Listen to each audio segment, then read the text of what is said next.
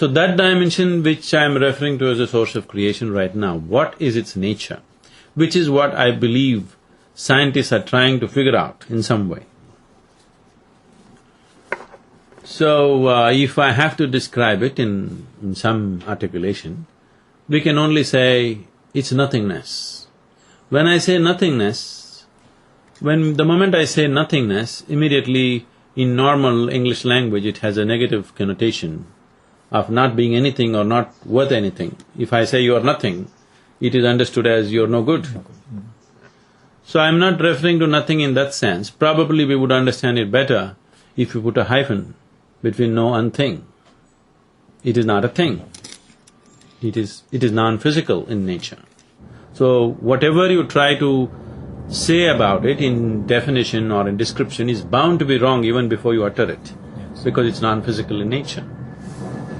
So this non-physical nature, if you look at it, it has a fringe nature.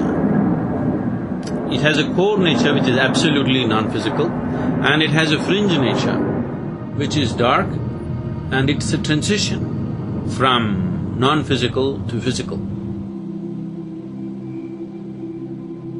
I don't know, we should ask an ophthalmologist why it is so, but when I really look at the sun or even the moon,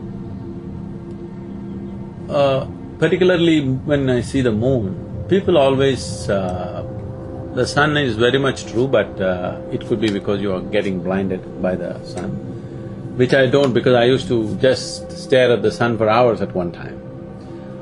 I always see a black halo around the sun, not a white halo. The same with the moon. I think I've asked so many people, they all see white halo.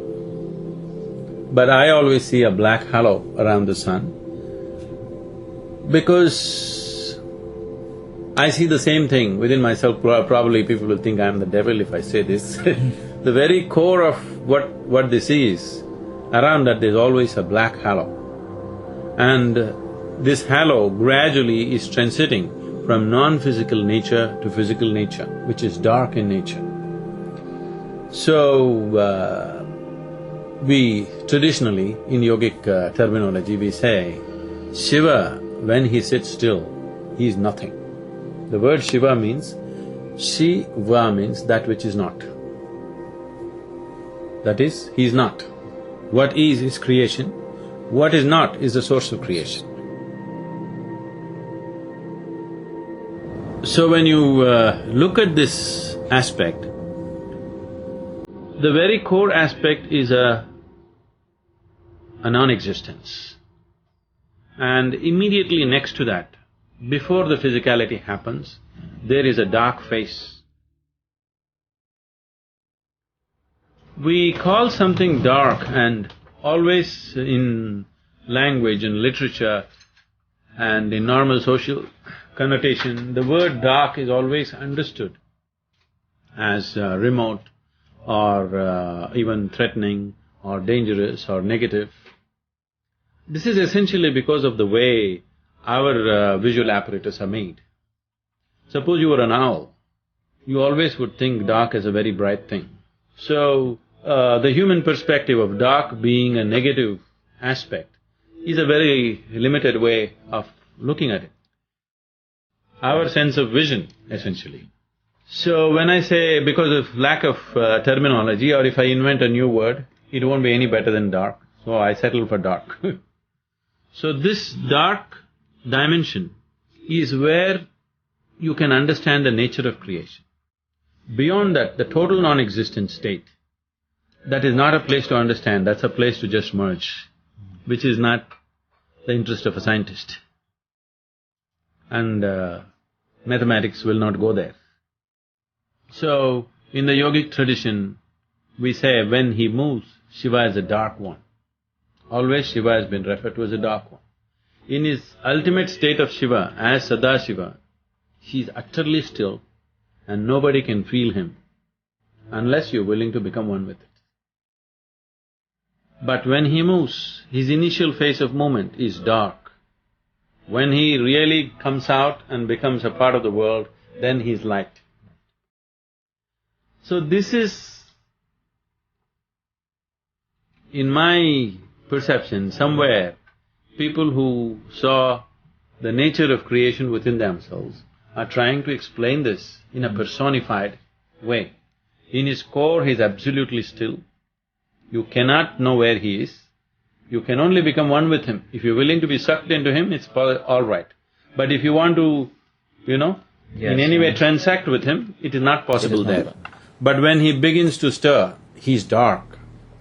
There, if you want to go, you need courage. You are willing to transcend. You are willing to leave everything that you know and enter into a completely different area where you do not know what's the end for you. Or if you want to transact with him properly, when he becomes light, which is creation, you can transact with him, you can see everything as Shiva and experience it, you can be devout about it, you can worship it, all that.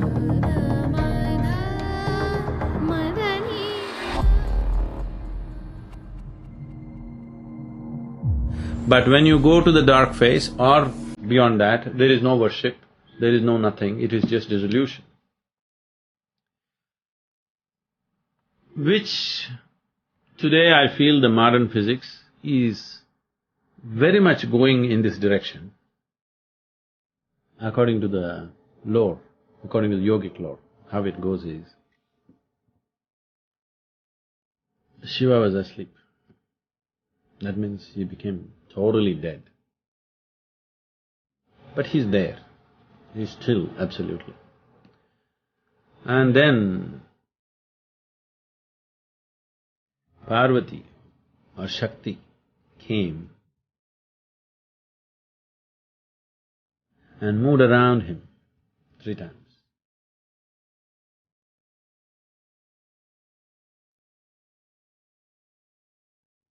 Then he stirred up. It's from then creation happened.